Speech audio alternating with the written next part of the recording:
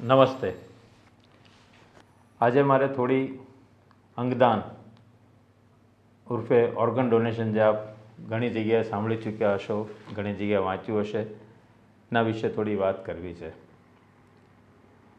કોઈ પણ આપણા સ્નેહની અંતિમ ઘડીઓ ગણાતી હોય, જ્યારે છૂટા પડવાનો વિષાદ સતત મગજને ઘેરી રહ્યો હોય, ત્યારે અમુક નિર્ણયો બહુ જ કઠિન હોય છે, જેમાંનો એક છે અંગદાન.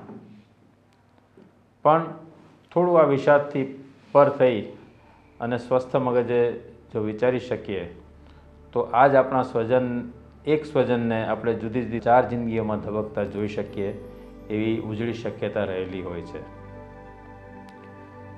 તો અહીં સ્થાનિક ધોરણે શ્રી ભાઈ કાકા યુનિવર્સિટી તથા SBCF એટલે કે શિવાની ભટ્ટ ચેરિટેબલ ફાઉન્ડેશન, એ બંને સંસ્થાઓના સંયુક્ત ઉપક્રમે આપણે આ એક અભિયાનમાં હાથ ધરવાનો નમ્ર પ્રયાસ કરી રહ્યા છીએ. આ સંયુક્ત અભિયાનનું નામ અમે આપ્યું છે શોધ. શોધનો અર્થ થાય છે કે Shivani human organ donation help. તો જે પણ વ્યક્તિઓ પોતાના સ્નેહીઓના અંગદાન વિશે વિચારી શકતા હોય અથવા વિચારવા માટે પ્રેરિત કરી શકાય, એ સમગ્રને મદદ કરી અને નવી જિંદગીઓમાં પ્રાણ ફૂંકવાનું એક અભિયાન અમે શરૂ કર્યું છે.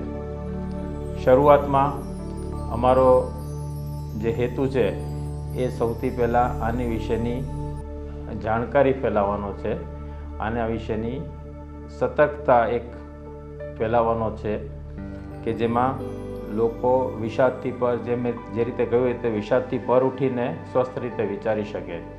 બીજા તબક્કામાં શ્રી ભાઈ કાકા યુનિવર્સિટીની 40 વર્ષથી જે હોસ્પિટલ અહીંયા આપણી શ્રી કૃષ્ણ હોસ્પિટલ કરમસદ ખાતે આવેલી છે, તેમાંથી આવા દર્દીઓમાંથી અંગોને લઈ અને સરકારશ્રીની મદદથી એક ગ્રીન કોરિડોર આખો એક બનાવી અને જ્યાં પણ જરૂર હોય ત્યાં બનતી ત્વરાએ પહોંચાડવાનો અમારો નમ્ર પ્રયાસ રહેશે. અને ત્રીજા તબક્કામાં અમે લોકો આપણી જ હોસ્પિટલ ખાતે આ અંગોનું પ્રત્યારોપણ કરવાનો કાર્યક્રમ પણ શરૂ કરવાનું દ્રઢ નિર્ણય કરી રહ્યા છીએ.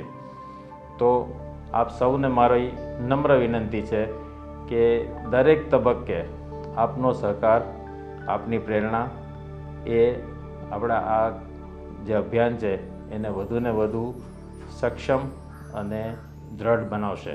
આભાર.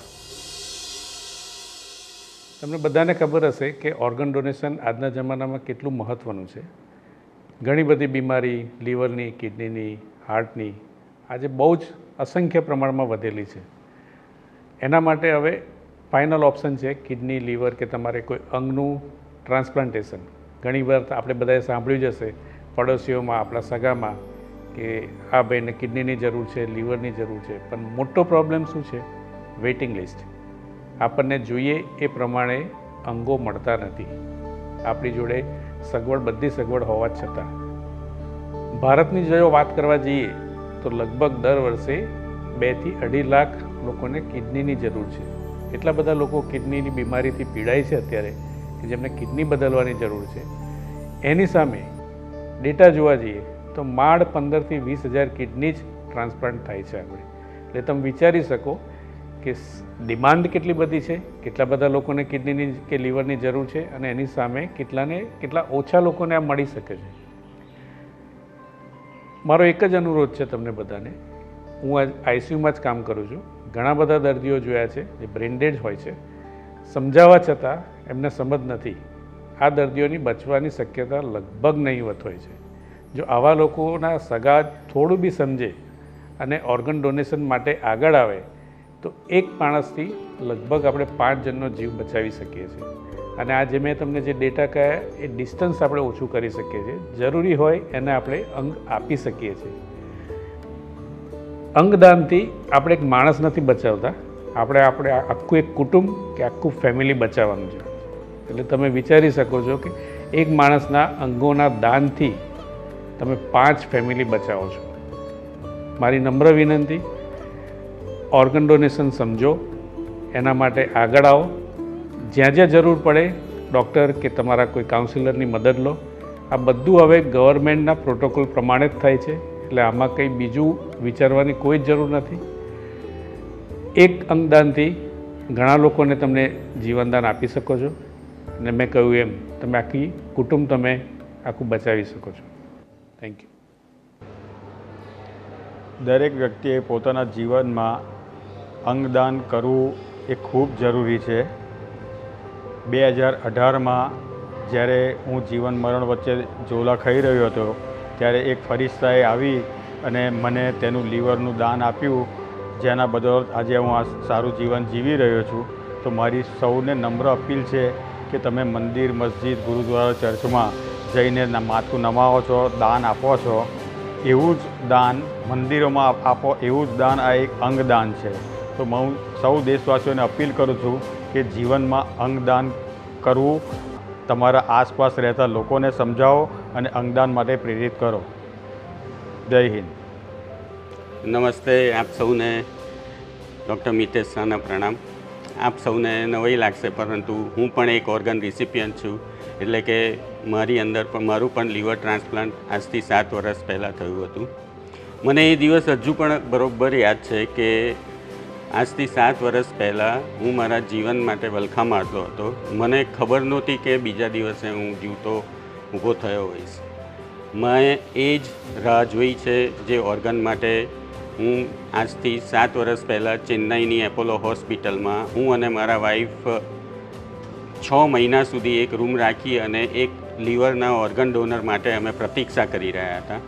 અને અચાનક એક દિવસે એ ભગવાન સમો, એ દેવદૂત સમો, એ ઓર્ગન ડોનર એના કમનસીબે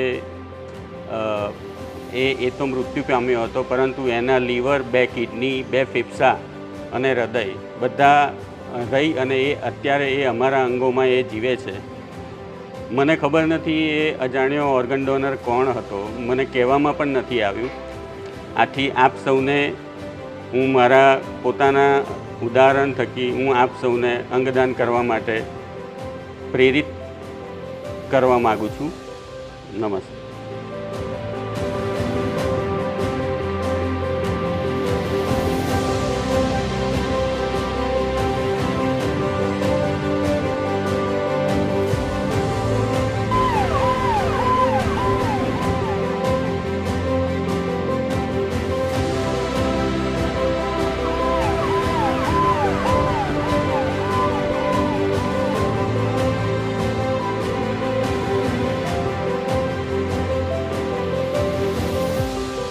હું doctor Rakesh Joshi, medical superintendent, civil hospital Asarwa, Ahmedabad.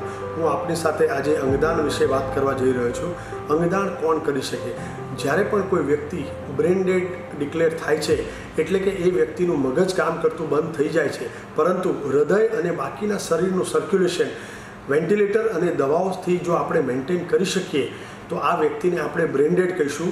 એ સાયન્ટિફિકલી ડેથ વ્યક્તિ છે અને જો એનું ફેમિલી ઓર્ગન ડોનેશનની સંમતિ આપે તો એ વ્યક્તિ તરફથી આપણને આંખો, હૃદય, ફેફસા, લીવર, બંને કિડની, સ્વાદુપિંડ, નાનું આંતરડું, બંને હાથ, ગર્ભાશય અને ચામડી દાનમાં મળી શકે. અને એક દાતા તરફથી 7 થી 8 લોકોના નવજીવન આપણે પાછો લાવી શકીએ અથવા એમને નવજીવન આપી શકીએ. એવા લોકો જે મૃત્યુના દ્વારે ખડા છે, એવા લોકો કે જે લોકોમાં એવું કહીશું કે એન્ડ ઓર્ગન ફેલિયરથી પીડાતા હોય છે, જ્યારે આ વ્યક્તિને અંગ મળે ત્યારે એના જીવનમાં એનું જીવનમાં સ્વસ્થતા પાછી આવતી હોય છે. આપણે સૌ સાથે મળી સમાજમાં ઘણા બધા લોકોને અંગોનું જે વેઇટિંગ પીરિયડ છે એ ધીરે ધીરે ઓછું કરી શકીશું.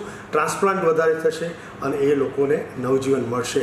આપણે નથી ઈચ્છતા કે એમના ફેમિલીમાં કે કોઈ સ્વજન ક્યારેય પણ બ્રેન ડેડ થાય, પરંતુ જો આવી પરિસ્થિતિનું નિર્માણ થાય છે તો એ પોઝિટિવ ડિસિઝન લેશે તો ઘણા બધાના જીવનમાં સ્વાસ્થ્યનો ઉજાસ પથરાશે. જો આ નિર્ણય નથી લેતા તો આ અમૂલ્ય અંગો એ સ્મશાનમાં ભસ્મીભૂત થઈ જશે. કદાચ એટલા માટે જ એવું કહી શકીએ કે અંગદાન એ જ મહાદાન.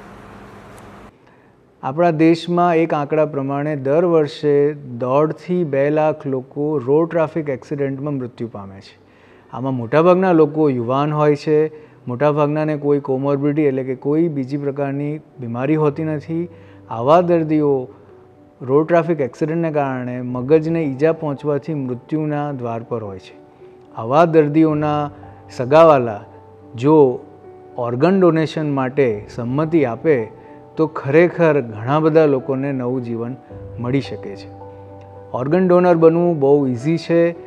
ગવર્મેન્ટની નોટોની વેબસાઇટ પર બી આની પ્લેજ લઈ શકાય છે. હા, પ્લેજ લીધી એનો મતલબ એવું નથી કે તમારા ઓર્ગન લઈ લેવામાં આવશે. આ એક ફક્ત આપણો નિર્ણય છે, આપણી ઈચ્છા આપણે દર્શાવીએ છીએ. દરેક વ્યક્તિએ એ જે પોતાની ઈચ્છા છે ઓર્ગન ડોનેટ કરવાની આફ્ટર બ્રેઇન ડેથ એ એમના નજીકના સગાવાલા, એમના કુટુંબીજનોને પણ જણાવવી જોઈએ. કારણ કે ઓર્ગન ડોનેશન પ્લેજ લીધા પછી પણ જે મૃત્યુ પથારી પર દર્દી છે એના સગાવાલા જો એની સંમતિ આપશે તો જ એ ઓર્ગન ડોનેશન શક્ય બનશે. જેથી મારે આપ સૌને નમ્ર વિનંતી છે કે આપ સૌ પણ આની પ્રતિજ્ઞા લો અને પોતાના કુટુંબીજનોને પણ એના વિશે જણાવો. ધન્યવાદ.